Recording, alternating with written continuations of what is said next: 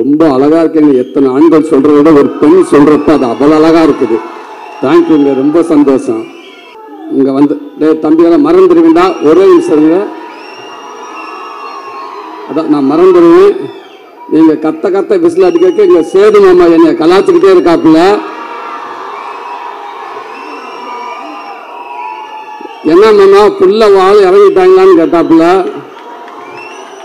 நான் சொன்னேன், மாமா எனக்கு வந்தது ஒரு 50-60 டிக்கெட் தான் மாமா, மிச்சம் பூரா எங்க போயிட்டு தெரியல மாமா அப்படின்ட்டு. பரவாயில்ல, அந்த 50-60 பவரே பயங்கரமா இருக்குது. அப்ப அத்தனை பேர் வந்து எப்படி தெரியல. தேங்க்யூ அன்பு தம்பிகளா. இங்க வந்திருக்கிற விடுதலை குடும்பத்தார் அனைவருக்கும், பத்திரிகை நண்பர்களுக்கும், மீடியா நண்பர்களுக்கும், அன்பு தம்பி தங்கைகளுக்கும், அன்பு ரசிகர்கள் எங்களுக்கும் எங்கள் விடுதலையின் சார்பாக ஒரு பெரிய நன்றியை சொல்கிறேன். இந்த விழா நாயகன்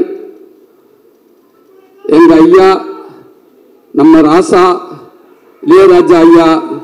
இந்த விழா மட்டும் கிடையாது, இந்த பாடல் விழா மட்டும் கிடையாது. பாடல் விழாவாக இருக்கட்டும், காது ஊத்து விழாவாக இருக்கட்டும், கோயில் விழாவாக இருக்கட்டும், திருமண விழாவாக இருக்கட்டும், எந்த விழாவாக இருந்தாலும் கடந்த 49 வருஷம் அவர் தான் ஒரே நாயகன். எல்லாத்தையும் அவர் தான் இருந்திருக்காரு.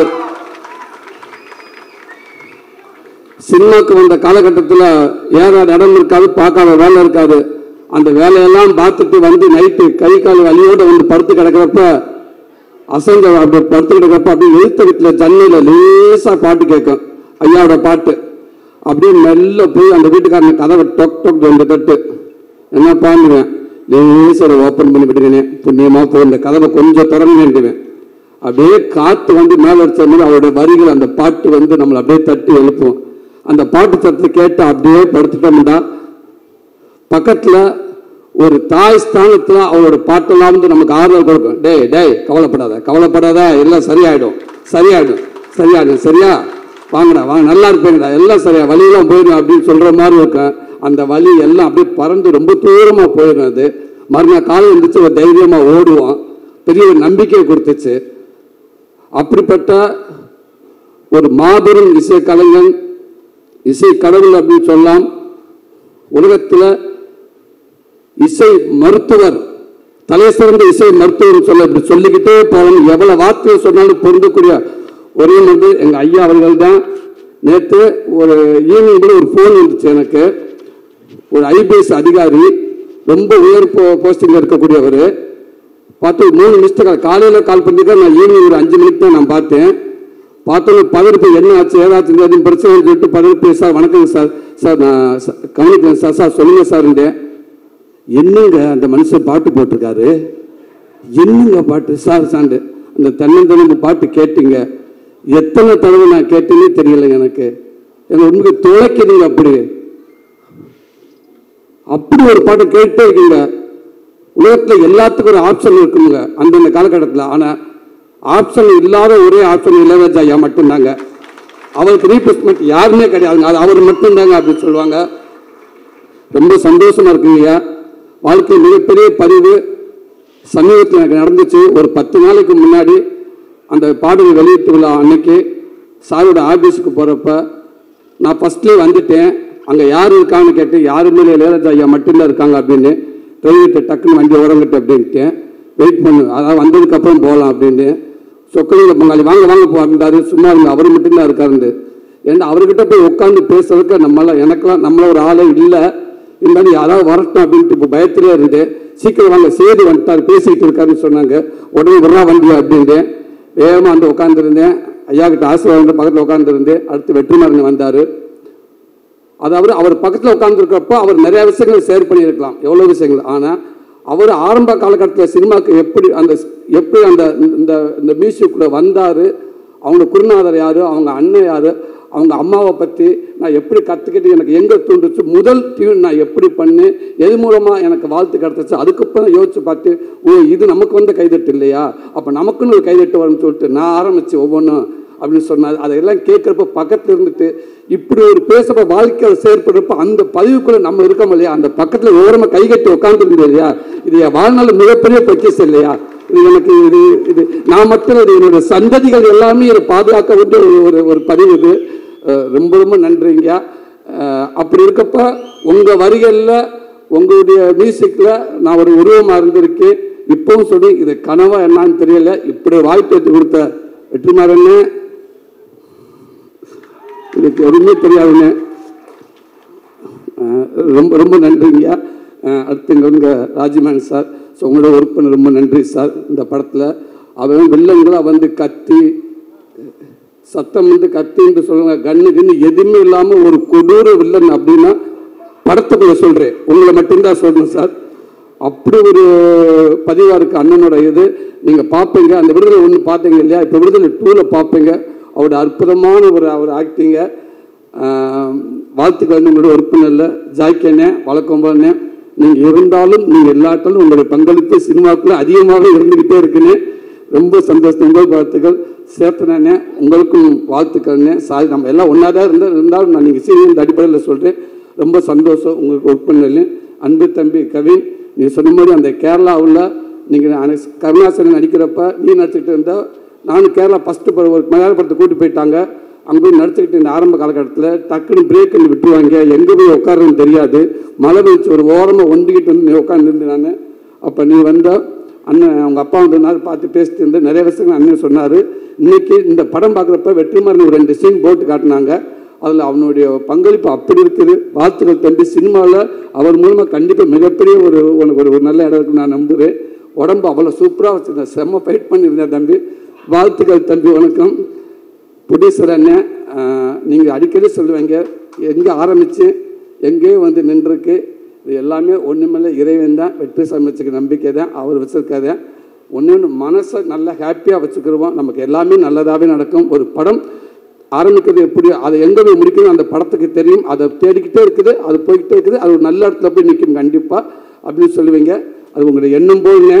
கண்டிப்பாக இந்த படம் மிகப்பெரிய அடுத்த படம் எப்படி விடுதலை 1 உங்கள் எல்லாத்துக்கும் பிடிச்சிச்சு, விடுதலை 2 உங்கள் எல்லாத்துக்கும் பிடிக்கும்னு நான் நம்புகிறேன். கண்டிப்பாக நல்லாயிருக்கும். உங்களுக்கு நன்றிண்ணே, வாழ்த்துக்கள்ங்கண்ணே. பவான் சரி, ரொம்ப சந்தோஷம் உங்களோட ஒர்க் பண்ணிருக்கு, ரொம்ப சந்தோஷம். அண்ணா பட்னம் உங்களுக்கு நன்றி மேம். தமிழண்ணே நன்றிங்கண்ணே. சார் உங்களுக்கு வாழ்த்துக்கள் சார். சேது மாமா, லவி மாமா, கொஞ்சம் படம் பார்த்தேன். படம் பார்த்துட்டு அப்போ நான் சொன்னேன், இந்த லவ் ஏரியா ஒன்று பண்ணியிருக்காரு மனுஷன், வேறு லெவல். அது உண்மைக்கு அதாவது டைலாக் பேசி ஆக்சிடென்ட் பண்ணி நடிச்சிடலாம். ஒரு 5 நிமிஷம் ஒரு 10 செகண்ட் ஒரு லவ்வை வந்து லவ் பண்ணி நம்மளை கோல் பண்ணுறது பெரிய விஷயம். ஆனால் ஒரு சீன் ஃபுல்லாக மஞ்சு மேம் மாமாவை சேர்ந்து டைலாக்கே பேசாமல் அந்த ஒரு சீன் ஃபுல்லாக ஒரு லவ்வை எப்படி சொல்கிறது, உன்னை எனக்கு பிடிச்சிருக்கா அப்படின்னு கேட்குறக்கு அவர் ஆக்ட் பண்ணியிருப்பாப்புல. மிகப்பெரிய ஆக்டிங் அது மிகப்பெரிய ஆக்டிங். நம்மளை அறியாமல் ஒரு நடிகை நடிக்கிறப்போ பார்க்குறப்ப நம்ம அந்த மூஞ்சி நம்ம கை காலம் நம்மளை அறியாமல் அவங்களோட அப்படியே போய்கிட்டே இருக்கும். அப்படி ஒரு அந்த சீன் அது. ஐ லவ் யூ மாமா. இதான் மாமா, நீ இன்னும் மேலும் நீ மிகப்பெரிய இடத்துல இருக்க மாமா. இருந்தாலும் இந்த படம் இன்னும் மேலும் மிகப்பெரிய நடிகனாக கொண்டு போய் சேர்க்கணும்னு நான் இறைவனை நம்புறேன் மாமா. வாழ்த்துக்கள் மாமா. எங்கள் அண்ணன் வெற்றிமாறன் எப்படி சொல்கிறது, விடுதலைக்கு முன் சூரி, விடுதலைக்கு பின் சூரி, கீப்பு மாதிரி அப்படி மாற்றி எழுதலாம். வெற்றிமாறன்ங்கிற யூனிவர்சிட்டியில் விடுதலைங்கிற ஒரு டிகிரி படித்ததுக்கு அப்புறம் தான் என் வாழ்க்கையே மாறிடுச்சு நான் நினைக்கிறேன். சினிமாவை நான் பார்க்குறது மாறிடுச்சு, சினிமா என்ன பார்க்குறதோ மாறிடுச்சு நான் நினைக்கிறேன். அதுக்கு முன்னாடியெல்லாம் வந்து என்னோடய படங்கள்லாம் பார்த்துட்டு வந்து உங்கள் படங்கள் நல்லா இருக்குது, காமெடிகளாக நல்லா இருக்குது, அந்த காமெடி நல்லா இருக்குது, இந்த டே நல்ல ஃப்ளோவில் போயிட்டுருக்குடா, கொஞ்சம் அமைதியாரா, அந்த காமெடி நல்லா இருக்குது, இந்த காமெடி நல்லா இருக்குன்னு சொல்லுவாங்க. அப்போ நான் சொல்லி உண்மைக்கே டேரக்டருக்கு ரொம்ப நன்றிங்க அப்படின்னு சொல்லுவேன். ஆனால் இன்றைக்கி நீ பார்க்குறப்ப உண்மைக்கே ஒரு நல்ல நடிகனாக இருக்கீங்க. நீங்கள் அந்த இடத்துல அந்த படங்கள் பார்க்க சூப்பராக நடிச்சிருக்கீங்க, இந்த சீன் நல்லா நடிச்சிருக்கீங்க, நீங்கள் குமரசனாகவே இருக்கீங்க. உங்களை பார்க்குறப்ப அந்த சூரியன்றது எங்கேயுமே தெரியல, குமரசனாகவே இருக்குது அப்படின்னு சொல்லுவாங்க எல்லாரும். உண்மைக்கு எனக்கு ரொம்ப சந்தோஷமாக இருக்குது. அது மூலமாக எனக்கு ஒரு கைடன்ட்டு அண்ணன் மூலமாக ஒரு கைடன்ட்டு ஒன்று கிடச்சிச்சு. அதுவும் எனக்கு நல்ல பேர் வாங்கி கொடுத்துச்சு. கொட்டுக்காளிங்கிற படமும் எனக்கு ஒரு நல்ல பேர் வாங்கி கொடுத்துச்சு. எவ்வளோ பேர் என்னை வாழ்த்துனாங்க. கமலாசன் சார் அதை பார்த்துட்டு ஒரு 4 பக்கம் லெட்ரு எனக்கு கொடுத்தாரு, எங்கள் டீம் கொடுத்தாரு. அதில் அந்த சூரியங்கிற ஒருத்தர் எங்கேயுமே தெரியல, பாண்டியாருன்னு தெரிஞ்சாருன்னு சொன்னார். இது எல்லாத்துக்கும் காரணம் வெற்றிமாறன் மட்டும்தான். இது அவர் தான் எல்லாத்துக்கும் காரணம். அவர் ஆரம்பித்து வச்சது தான் இன்றைக்கி இவ்வளோ தூரத்துக்கு போயிட்டுருக்கு நான் நினைக்கிறேன். ரொம்ப நன்றிங்கண்ணே. இதை நான் முடிஞ்ச அளவுக்கு நான் ஒரு நல்ல பேரோட நான் கொண்டு போயிருக்குன்னு நான் நினைக்கிறேன்னே, நான் நம்புகிறேனே. ரொம்ப ரொம்ப சந்தோஷங்கண்ணே. Master same to you master. உங்களுக்கு பீட்டர்கன் மாஸ்டர் ரொம்ப நன்றி மாஸ்டர். அவளை கஷ்டப்பட்டு ஒர்க் பண்ணிங்க, அவளை நானும் கஷ்டப்பட்டேன் அதில். ஆமாம்மா, அந்த கிளைமேக்ஸில் ஒரு 15 நிமிஷம் என்னை ஏர்லேயே வச்சுருந்தீங்க. Thank you master. என்னை தரையில் என்னை படவே இல்லை. ஒரு இடத்துல காலெலாம் கிழிச்சு ஒரு 2 தையல் போட்டு முதல் 4 தையல் போட்டாங்க. திருப்பி வந்து அப்புறம் திருப்பி அந்த தையலும் பிரிஞ்சு போச்சு. திருப்பி போனேன், திருப்பி 4 தையல் போட்டாங்க. திருப்பி வந்து திருப்பி பிரிஞ்சிருச்சு. திரும்பி அங்கே போகலான்னு சொக்கலிங்கிட்ட கேட்குறப்ப சொக்கலிங்க சொன்னார், அந்த டாக்டர் கொன்னே இப்படி மனுஷன், வேறு ஹாஸ்பிட்டலுக்கு போகலாம் அப்படின்ட்டாரு. திருப்பி அந்த டாக்டர்கிட்ட போனோம். அவர் அப்படியே பார்த்தாரு, ஏன்னா விளையாடுறீங்களான்னு கேட்டார். இல்லைங்க இதை கேட்கலான்ட்டு பீட்டர்கன் மாஸ்டருக்கு அவர்கிட்ட போய் கேளுங்க அப்படின்னு. இவ்வளோ வேலையில் உட்காந்துருக்க போய் ஹஸ்பண்ட் சொல்லிக்கிட்டே இருப்பேன், தயவு செய்து வீட்டில் எது போனீங்க வந்து எதுவும் சொல்லிடுறாங்கடா, எதுவும் சொல்ல வேணாம் அப்படின்னு சொல்லியிருந்தேன். அதை மீறி ஃபோன் வந்துக்கிட்டே இருந்துச்சு. சுரேஷ் நீ எதுவும் சொன்னியா? நான் சொல்லலை சார். நீ சொன்னியா? நான் சொல்லலை. ஏன் அப்போ ஃபோன் மாற்றி மாற்றி அடிச்சுக்கிட்டே இருக்கா? நாங்கள் சொல்லவே இல்லை சார். ஃபோன் வந்துச்சு சார், திருப்பி ஃபோன் வருது, கொடு. என்னம்மா ஏங்க இப்படி பண்ணுறாங்க? சொல்லவே மாட்டேங்கிறாங்க. நான் தான் சொல்லவே நான் சொல்லியிருந்தேன். உனக்கு எப்படி தெரியும்? அந்த பக்கத்து வீட்டுக்காங்க சொன்னாங்க. அவங்களுக்கு எப்படி தெரியும்? அவங்க தாங்க சொன்னாங்க, கொடைக்கானலில் மலை பூண்டு கிலோ வந்து 150 ரூபாயாமுங்க, தக்காளி 200 ரூபாயாங்க, சின்ன வெங்காயம் இருக்குங்க, இந்த கொம்பு தேன் இல்லை அதெல்லாம் வாங்கிட்டு வாங்கிட்டாங்க. கொம்பு தேன் சிம்பு தேன் ஒன்று கொண்டே விடுவேன். இங்கே நான் இருக்கிற இருப்பேன்னா கால் உடஞ்சி ஒட்ட வச்சுக்கிட்டு இருக்கிறேன். கொம்பு தேனும் மலை பூண்டா வை அப்படின்னு. இதுதாங்க எங்கள் வீட்டில் இருக்கிற இதுதான் வாழ்க்கை முடிஞ்சு வச்சு. ஸோ அப்படி ஒரு பெரிய நினைவுகளை கொடுத்துக்கிட்டே இருக்கீங்க மாஸ்டர். அடுத்தடுத்து உங்களுக்கு ஒரு கொண்டு நினைக்கிறேன் master. Thank you master, thank you master. இவ்வளோ நேரம் எனக்கு ஒரு நல்ல ஒரு வாய்ப்பு கொடுத்தீங்க. இப்படி மீண்டும் இந்த விடுதலை படம் உங்கள் எல்லாத்தையும் ஒரு திருப்திகரமான ஒரு படமாக அமையும் அப்படின்னு நான் நம்புகிறேன். இங்கே வந்திருக்க அத்தனை பேர்த்துக்கும் நன்றி. தேங்க்யூ.